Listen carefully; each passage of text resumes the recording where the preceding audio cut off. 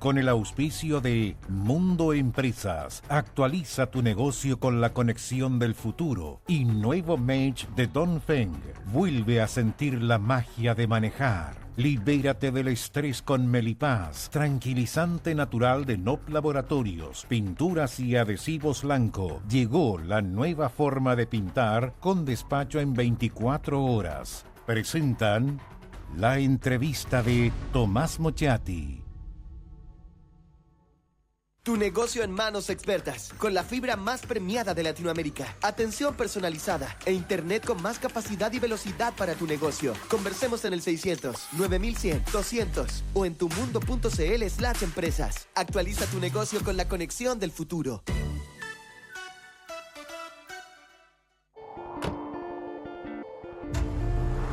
Tu vida está llena de recuerdos y lugares mágicos.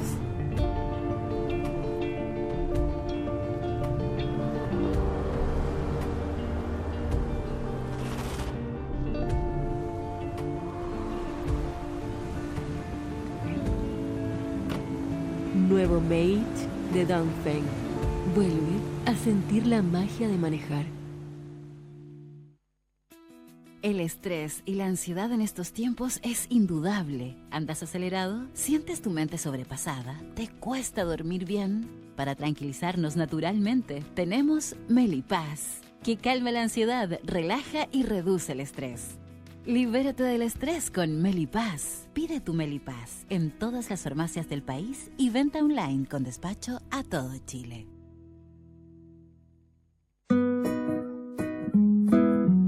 Ella le pone magia al color. Nos hace muy felices, compartimos nuestro amor. Ponle magia tú también, deja la imaginación volar. Que todo luzca hermoso como siempre está tu hogar. Mi mundo es mejor con Lanco.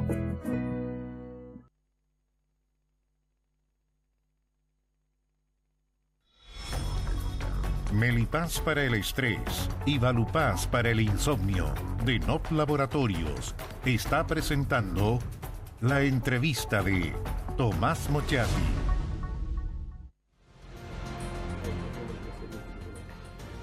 Es abogado, es profesor, es consultor, es director de empresas. Yo leí el currículum y me cansé porque es largo.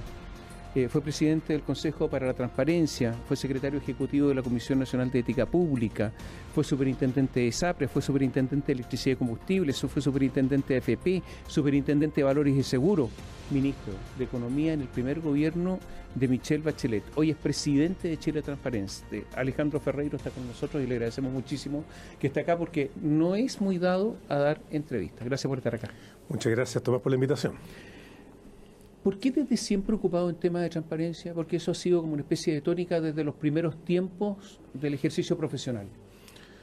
Estando en el Ministerio de Secretaría General de la Presidencia el año 94, recibí la invitación del presidente Frey a ser secretario ejecutivo de la Comisión Nacional de Ética Pública. Este fue un grupo transversal formado por personas como el presidente del Senado, Gabriel Valdés, de la Cámara de Diputados, Chaulson, el presidente de la Corte Suprema, el Contralor General de la República, gente de distintos partidos políticos para hacer un diagnóstico y proponer medidas para combatir la corrupción e impulsar la ética pública en Chile. Hablábamos poco de corrupción entonces. El desafío era la reconstrucción democrática, la recuperación de la vida cívica normal. Y la corrupción parecía un tema lejano, pero ya emergían preocupaciones que había que abordar y se abordaron. Y creo que se marcó una hoja de ruta con esas propuestas que después sirvieron para reformas legislativas que de alguna manera han permitido marcar, creo yo, dos características de Chile en este punto. Uno, hemos sido capaces, siempre criticamos mucho lo que hacemos, pero hemos sido capaces, como cuestión positiva, de abordar la reforma legislativa en materia anticorrupción en perspectiva transversal. Aquí ha habido acuerdos importantes de izquierda, centro, derecha, para hacer lo que hay que hacer para mejorar la institucionalidad. Y lo otro es que no se ha transformado el combate a la corrupción, creo yo, en una arma arrojadiza contra el adversario político, porque al final todos nos hemos dado cuenta que no hay buenos ni malos, no hay colores políticos que sean más propensos o menos propensos a la corrupción. A todos nos toca tanto la probabilidad de ser acusado de corrupción, como a todos nos toca, y es lo importante, la obligación de combatirla. Se habla mucho de corrupción, pero ¿qué es la corrupción? En términos amplios, es el abuso del poder político en beneficio privado, de manera indebida.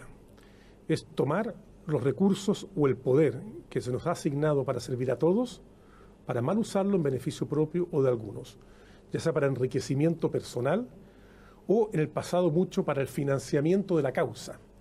Y algunos pensaban que la causa, por ser noble, justificaba incluso formas ilegales de financiamiento de la actividad política. Bueno, pasamos por allí, corregimos eso, tenemos legislaciones distintas, y esa atenuante moral que decía, yo no robo para mí, robo para la causa, robo para el propósito, robo para la finalidad de política pública que entiendo que justifica los medios, bueno, eso también ha sido en el pasado una razón para empujar a la gente a actuar de mala manera. Hay que hacer el mal, dicen algunos, para producir el bien, eso no. Esa es una atenuante moral indebida que algunos usaron para justificar el financiamiento ilegal de la política. Con el financiamiento ilegal de la política se produjo, a mi juicio, un terremoto en Chile, no porque se denunciara, no porque se persiguiera, sino porque se ocultó gran parte de ese financiamiento ilegal a través de todo lo que ocurrió en el Servicio de Impuestos Internos. Cuando se hablaba del Servicio de Impuestos Internos, que era una maravilla, que era el organismo más tecnologizado en Chile, que era ecuánime, aquí se demostró que no era ecuánime. Se persiguió a algunos y no a otros. Me parece bien a los que se persiguió, por si acaso, pero el ocultamiento fue terrible. Mira, este es un tema complejo. Yo creo que aquí hay una especie de pacto implícito, no declarado, en que los gobiernos de la concertación echaron mano en algunos casos a financiamientos indebidos del aparato público para financiar campañas. Y el mundo de la derecha, compensando, o más que compensando lo anterior, le echó mano a lo que llamamos la factura falsa o al financiamiento ilegal de la política, aspirando a que el Estado, a través de la reducción de impuestos, cofinanciara parte de esos dineros que iban preferentemente a los partidos de derecha. Y robándole al accionista minoritario. A los minoritarios, si tú quieres, porque bueno, eso hay que ver si eso entraba a los gastos de las compañías. Por eso. Pero de alguna manera el fisco cofinanció indebidamente, cuando se rebajaban impuestos, platas que iban mayoritariamente a la derecha. Y eso creo yo que se corrige finalmente, después de mucho andar y mucho lamentar con las reformas que transformaron el financiamiento. Pero la investigación esa público. Se investigó a algunos y no se investigó a otros. Y eso es un desplome del Estado de Derecho. Yo creo que si fuera así... bueno, era tan así que tuvieron que cambiar al director de Impuestos Internos, al director de jurídico de Impuestos Internos. Bueno, eso condujo a una discusión adicional respecto de quién tiene el monopolio de las acciones penales en materia tributaria, si el Ministerio Público o el Servicio de Impuestos Internos.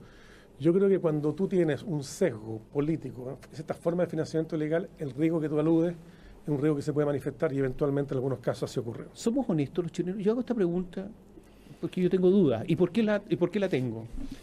Porque en muchos lugares de trabajo unos se roban con otros. Porque un día cuando llegó un Contralor General de la República y a los pocos días se espantó que en la Contraloría andaban repartiendo unos rollos, y eran rollos de papel higiénico porque se los repartían a las personas para que los cuidaran porque se los robaban en los baños, en el mismo lugar donde se fiscaliza para que no roben, entre otras cosas. ¿Somos honestos? Mira, yo creo que te voy a responder de una manera indirecta. La cuestión no es tanto si somos honestos o no, sino cómo creamos las condiciones para que el honesto que llevamos dentro prevalezca sobre el deshonesto que también llevamos dentro. Piensa tú lo que pasa con los gimnasios. Te va a parecer raro esto. Los gimnasios están siempre vacíos en otoño y en invierno. Y siempre están llenos en primavera y en verano. ¿Por qué? Porque en primavera y en verano nos importa vernos bien porque sabemos que vamos a ser observados. En otoño y invierno no. Las mismas personas se comportan distinto cuando saben que van a ser observados que cuando piensan que no lo van a hacer. Escondemos los excesos de grasa en el cuerpo en invierno, no nos importa, pero sí nos importa en el verano. Es decir, las mismas personas, con los niveles de honestidad que tú quieras que tengan, se comportan de manera distinta en función de los incentivos. Lo que tenemos que hacer institucionalmente es generar incentivos para que prevalezca el honesto que llevamos dentro y no el deshonesto potencial que siempre está disponible también en nuestro interior. Lo que está diciendo Alejandro es que todos somos ladrones de ocasión, o sea, el ladrón que va a robar si es que pretende, si es que piensa que hay poca posibilidad de que lo descubran. La metáfora que te estoy diciendo dice que buena parte de nosotros nos comportamos de manera distinta según la estructura de incentivos, de premios y castigos que visualicemos. Hay algo de moral, hay algo de formación, hay algo de educación que es importante, pero la corrección de eso toma largo tiempo y no es posible cambiarlo en el Parlamento. En donde sí podemos intervenir es en el cambio de la estructura de incentivos para que, por ejemplo, haya más transparencia y frente a la inminencia de ser observado y controlado, el escrutinio social disciplina las conductas y evite las malas prácticas. Tú hablaste en una entrevista, dijiste, Chile camina por la cornisa de la estabilidad institucional. Cornisa, o sea, a punto de caer al precipicio. Yo creo que cuando dos atributos fundamentales de las autoridades, de los gobernantes, flaquean, la institucionalidad flaquea. Cuando son percibidos como incompetentes, es decir, cuando no resolvemos los problemas que tiene la gente, cuando no nos ponemos de acuerdo, cuando el Congreso es estéril porque se paraliza la toma de decisiones que resuelven los problemas, cuando se nos percibe como incompetentes, tenemos un problema grave. Cuando a ese problema de incompetencia se le agrega la percepción de abuso del poder, de riesgo de corrupción, entonces se produce una combinación fatal en donde prevalece o corre el riesgo de que prevalezca en Chile la percepción de que hay que cambiar lo que existe, todo lo que existe, sin preservar nada. Ese es el germen de la inestabilidad institucional, cuando hay descrédito respecto de la capacidad de gobernar y cuando hay descrédito respecto de la idoneidad moral de los gobernantes. No digo que este sea el escenario en que estamos, en el grado máximo. Lo que sí digo es que cuando se junta la incompetencia con la percepción de corrupción, estamos realmente en un cóctel muy explosivo. El otro día a mí me llamó la atención un dictamen de la Contraloría, el resultado de la investigación de la Contraloría en la aduana del aeropuerto de Santiago. Llega mucha carga al aeropuerto de Santiago. Dicen, pero si se fiscaliza el 0,059% de la carga, entonces lo que revisa con la aduana es papeles y por lo tanto se ha transformado más bien en un órgano recaudador más que otra cosa. Y después todos se preguntan, ¿y por dónde entrarán las armas? ¿Por dónde entran las balas? ¿Por dónde entra la droga? Pues fiscalizan el 0,059.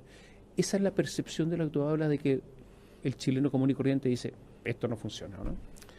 Esa y muchas más, por ejemplo. Este es un ejemplo que estoy poniendo reciente, ver, ¿no? La pregunta es, ¿qué tecnologías tenemos disponibles hoy día en el mundo para pasar del 0,05? Pero es que existe, rayos X, y no hay ninguna máquina. ¿Cuál es el valor social de fiscalizar más?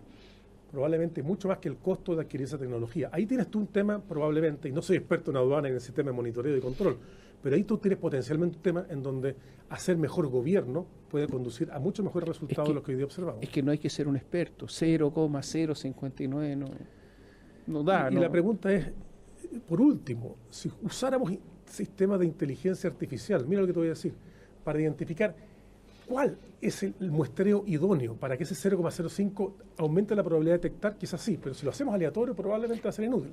Y doy algo más que dice la Contraloría, dice que algunos despachadores en ocasiones y otros de forma reiterada no permiten la revisión de la mercadería y no los multan. Y ahí uno sigue leyendo esto y dice, aquí hay algo raro.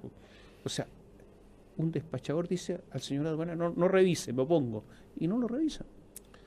Ese es el descrédito, ¿no? Es gravísimo, y hay muchos más. A ver, te pongo el caso de pensiones, reforma de pensiones. No tiene que ver con corrupción, pero sí tiene que ver con la esterilidad o eficacia de las políticas públicas. Todos sabemos que hay que ir allá, cada quien prefiere atrincherarse, cada quien siente que es mejor construir una trinchera para dividir, para abarcar posturas polares, más que llegar a acuerdo, converger para llegar a un asunto, a una solución. Esto requiere acuerdo legislativo, no basta con que yo me atrinchere y defienda mi posición. Si esto no es un paper, aquí hay que llegar a un acuerdo para tener mayoría en el Parlamento para resolver el tema. 10 años, 12 años, no lo logramos. Si fracasa esto, una vez más, ¿qué le estamos diciendo a la población? Que la clase política es incapaz de llegar a resultados tan fundamentales como estos. Pues bien, eso nos acerca un poco más a la cornisa de la que yo hablaba. Vamos a hacer un pequeño alto. Quiero preguntar por los gastos reservados, porque en los últimos tiempos se ha hablado mucho de gastos reservados. Hubo una modificación legal en el 2020 y ese sí que parece que es un ejemplo clarísimo del gato pardo, porque parece que no, el asunto no resultó. Hagamos un alto, volvemos en un instante. Melipaz para el estrés y Valupaz para el insomnio. De NOP Laboratorios. está presentando la entrevista de Tomás Mochati. El estrés y la ansiedad en estos tiempos es indudable. ¿Andas acelerado? ¿Sientes tu mente sobrepasada? ¿Te cuesta dormir bien? Para tranquilizarnos naturalmente, tenemos Melipaz, que calma la ansiedad, relaja y reduce el estrés. Libérate del estrés con Melipaz. Pide tu Melipaz en todas las farmacias del país y venta online con despacho a todo Chile.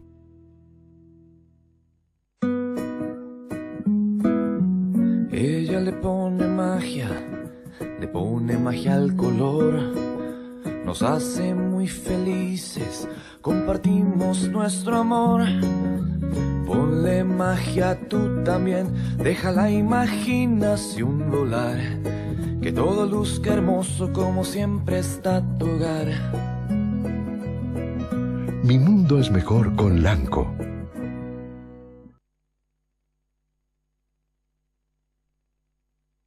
Tu negocio en manos expertas, con la fibra más premiada de Latinoamérica. Atención personalizada e internet con más capacidad y velocidad para tu negocio. Conversemos en el 600-9100-200 o en tumundo.cl/empresas. Actualiza tu negocio con la conexión del futuro.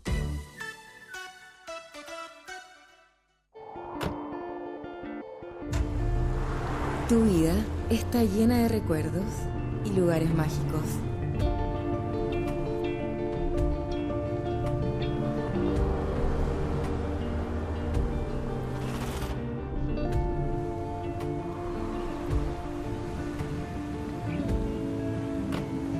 Nuevo Mate de Dongfeng. Vuelve a sentir la magia de manejar. Melipaz para el estrés y Valupaz para el insomnio de NOP Laboratorios está presentando la entrevista de Tomás Mochati. Alejandro Ferreiro, presidente de Chile Transparente, nos acompaña hoy día, y la pregunta que yo planteaba por los gastos reservados, que es a propósito de Manuel Monsalve, 847 millones de pesos que los iba pidiendo. Hay un monto asignado, pero los pedía mes a mes, y hay uno. Y no se sabe bien en qué lo gastó, salvo que, quiero ser claro, Luis Cordero dijo que los antecedentes reunidos descartan indicios de uso indebido, pero no sabemos cuáles son los antecedentes reunidos, ¿no? Habrá que dar fe de lo que él dice. El gasto reservado es una excepción a dos principios fundamentales del gasto público. Uno, que lo que se gasta se conoce y se rinde. Y dos, que lo que se gasta ha sido previamente autorizado de manera expresa por la ley. Es decir, el gasto público no es discrecional, por definición, ni es reservado por definición. ¿Qué justifica el gasto reservado? Cuestiones muy menores, muy excepcionales, que están en retroceso y que quizás debieran desaparecer o circunscribirse a cuestiones vinculadas específicamente con la defensa nacional, pagar un informante, pagar un espía. El espía no te va a dar una factura, una boleta, pero más allá de esos casos, cuesta encontrar razones para justificar el gasto reservado. En el pasado eran muchas las partidas de gasto reservado, eran muchos los ministerios que gozaban de este privilegio y que por tanto generaban espacio para que la plata fuera donde no tenía que ir. Si yo no soy capaz de controlar el gasto reservado, ¿cómo puedo verificar que el destino del fondo fue lo que justificó asignar la partida de gasto reservado? Entonces, hay que reducirlos. A futuro, con un Ministerio de Seguridad, uno se pregunta, ¿tendrá el subsecretario del Interior justificación alguna para tener gasto reservado? Y la respuesta probablemente va a ser no. Deberíamos tener partidas menores, acotadas a fines específicos, y cada vez menos autoridades que puedan usar de esa billetera libre.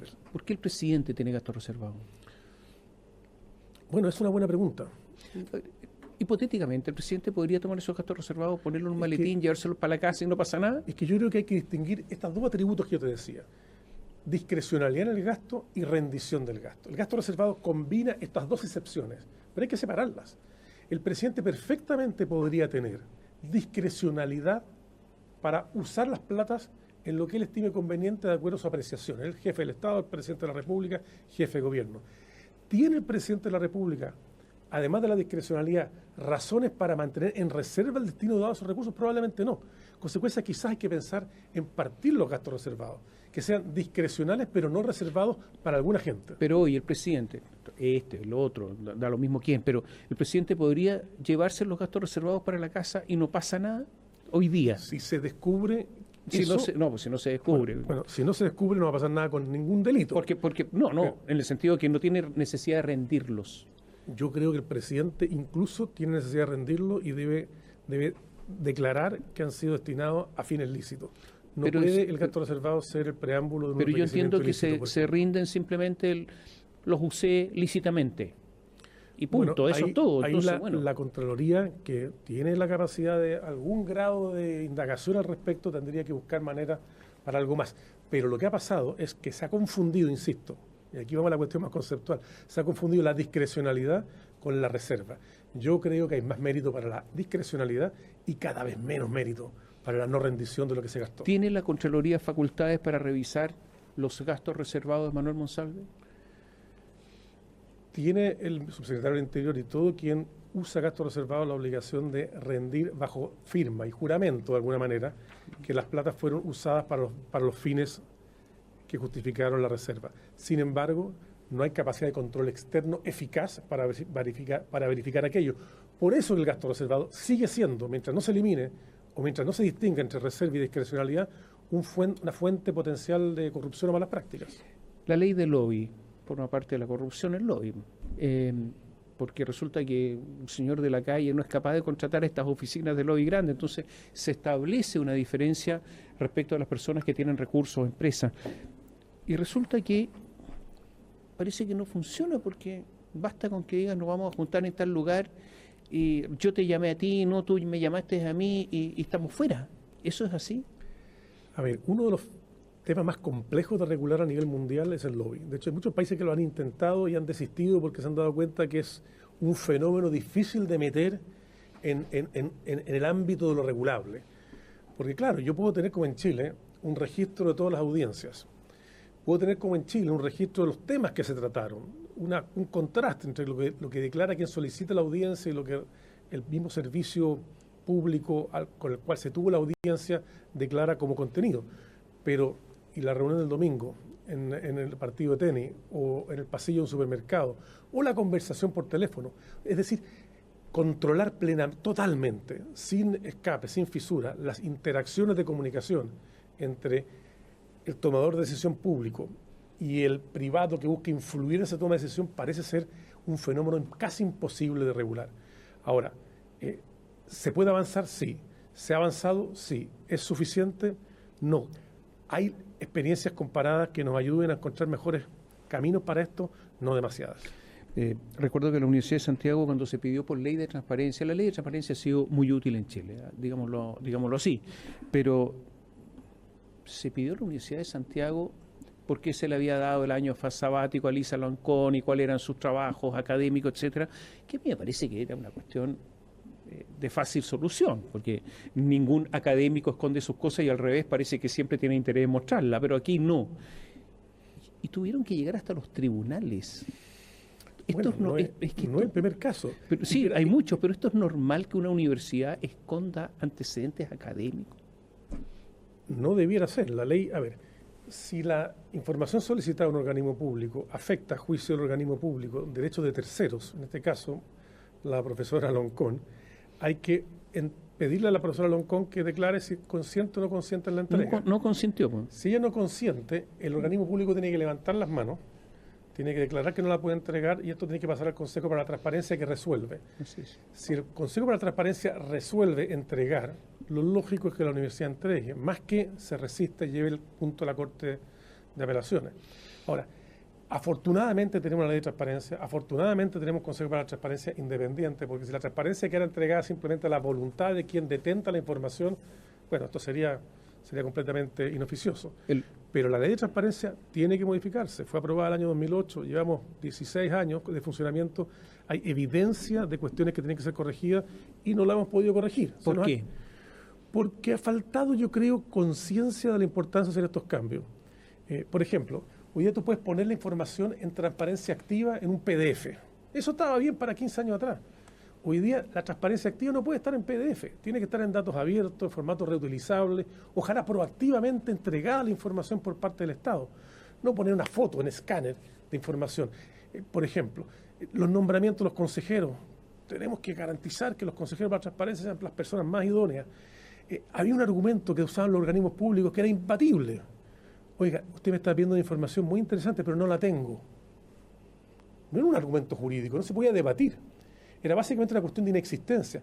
Frente a eso hay que establecer la obligación de que los organismos públicos definan, inventaríen, por así decirlo, toda la información con la que cuentan para no alegar oportunísticamente que no tienen la información que eventualmente le piden. Y así hay varias reformas que hay que hacer. Y Chile Transparente quiere empujarlas. Porque, a ver, a todas las autoridades les resulta incómoda la transparencia. Les gusta la publicidad, les gusta entregar aquello que quieren entregar y que lo deja bien parado, pero la transparencia es aquella parte de la información que ya no se entrega con gusto, sino con disgusto, y por eso tiene que haber un tercero que fuerza a entregar lo que no se quiere. Esto es como, perdona que siga con los gimnasios, la transparencia es como los abdominales, si no duelen no sirve, hay que entregar aquello que no me gusta entregar porque ahí está el control social. Hay que abrir las cuentas bancarias, abrirlas, y sancionar al que la use mal, pero abrirla. Sin mayor ¿Abrirla para quién? A ver, por el lavado de dinero, por los ingresos irregulares, abrirla. Yo creo que con autorización judicial y por parte de autoridades competentes y con obligación posterior de reserva, las cuentas corrientes bancarias debieran abrirse. Pero que sea rápido, que sea expedito, que no porque debieran abrirse con tanta expedición como cautela para que no se maluse la información que ahí existe. Y por tanto, creo yo que el secreto bancario no puede ser un derecho sacrosanto, debería ser excepcional, debería estar abierto a la posibilidad de que con autorización judicial una autoridad tributaria o una autoridad investigadora de eventuales delitos. Estamos preocupados hoy día del crimen organizado. Estamos preocupados de desbaratar el crimen organizado en su fuente, que es donde está el dinero. ¿Cómo podemos ser tan reticentes a abrir las cuentas corrientes o los secretos bancarios cuando efectivamente allí puede estar la base del desbaratamiento de organizaciones criminales importantes? Durante años y años hemos visto lo de las licencias médicas falsas. Hay una cosa curiosa, en el sector público hay 3 veces más licencias que en el sector privado. Se enferman mucho, parece, o son falsas. No hay más alternativa. El gasto en estos instantes para pagar licencias es gigantesco, que es gasto que tendría que ir a la atención de salud. Mira, y resulta que no se enfrenta a la cuestión. Y ahí estamos. Y ahora estamos inhibidos de decirle a algunos médicos, señores, ustedes están incurriendo en fraude. ¿Y a los usuarios, a los beneficiarios? Y a los beneficiarios también, pero es el lápiz del médico el que permite el uso de recursos que ya no tienen la finalidad del reposo terapéutico, sino que buscan satisfacer otras, entre comillas, necesidades o eventuales abusos derechamente. El gasto en licencia médica es, a ver, tú lo dices, lo he dicho bien, el triple del sector público respecto al sector privado. Y en el mundo de la salud del sector público, creo que son 5 veces más licencias que en el resto del sector. ¿Por qué? Se enferman más el personal, puede que sea un poquito más, pero tiene muy fácil acceso a la licencia médica que tiene el colega. En consecuencia, aquí tenemos un tremendo problema de mal uso de recursos públicos, porque además tenemos, perdona que me vuelva el superintendente ISAPRE, que alguna vez fui, un diseño de licencias médicas que es muy generoso. Aquí se paga el 100% de la remuneración hasta el tope imponible por licencia superior a los 10 días. Esto es demasiado generoso para lo que se ve en otras partes del mundo. Si las licencias fueran parciales o fueran decrecientes en el tiempo, probablemente el mal uso de la licencia no sería tan extendido. En el mundo privado también hay mucha corrupción. O sea, no es solamente un asunto del mundo público. Acabamos de ver ya hace algunos meses, una vez más, una colusión ahora para la licitación de las licencias de casino. Yo no veo a la oposición de derecha hablando mucho del tema, entre paréntesis. Están todos callados prácticamente. Habrá alguna excepción por ahí. La excepción en el mundo privado es equivalente desde el punto de vista del reproche ético y moral y del reproche además penal respecto de lo que ocurre en el mundo privado. La pregunta es si el reproche que merecen las malas prácticas. Porque en el mundo privado también hay corrupción. Se habla poco, se habla más de la del mundo público. A ver, pero si quisiéramos encasillar una eventual colusión, habrá que acreditarla, No, pero ya hay gente confesa, ya. Pero permíteme que mantenga la presunción de inocencia mientras no haya una condena. Eso no sería una corrupción estrictamente privada. Aquí se está afectando una licitación en la cual hay que pagar, en la cual lo que se paga va a municipios y a gobiernos regionales, entiendo. Por lo tanto, tiene una connotación pública manifiesta. Estamos frente a un caso de colusión que es gravísimo, tiene penas penales hoy día. Y para no verlo todo mal, hace un tiempo atrás veíamos los casos de colusión y dijimos, bueno, ¿cómo se corrige esto en el Parlamento? Y se estableció la fórmula de la delación compensada y hoy día las personas se lo piensan 2 veces antes de incurrir en prácticas colusorias porque alguno de los disconformes de la colusión levanta el dedo, se sale del grupo, del cartel, denuncia a los demás y queda relativamente impune. En consecuencia, podemos mirar esto muy mal, pero también podemos ver que hoy día tenemos más capacidad de detectar lo que antes probablemente permaneció oculto para siempre. Para terminar, ¿eres optimista? Soy comprometido más que optimista. ¿En qué sentido? En que creo que hay que hacer lo que hay que hacer para que el futuro sea mejor. El pesimismo que uno puede tener a diario o en ocasiones no puede ser paralizante. Y por tanto, más que si soy optimista o si soy pesimista, soy un comprometido con trabajar para que las cosas se hagan mejor, de modo que tengamos un futuro también mejor. O sea, hay que hacer la pega. Hay que hacer la pega y no dejarse atrapar por los sentimientos de pesimismo que a veces pero estamos en el borde de la cornisa. Pero eso más que un pronóstico catastrofista, es un llamado a la acción. Ya, y de ser equilibrista y hagamos la pasar pega. La prueba. Hagamos la pega, que la política sea más eficaz y que los políticos seamos percibidos más idóneos, más íntegros, más transparentes. Gracias, Alejandro. Gracias a ti. Y a ustedes muchas gracias. Gracias por seguirnos. Canal 9 Bio Televisión, con el auspicio de Mundo Empresas. Actualiza tu negocio con la conexión del futuro. Y Nuevo Mage de Dongfeng. Vuelve a sentir la magia de manejar. Libérate del estrés con Melipaz, tranquilizante natural de NOP Laboratorios, pinturas y adhesivos Lanco. Llegó la nueva forma de pintar con despacho en 24 horas. Presentaron la entrevista de Tomás Mochati.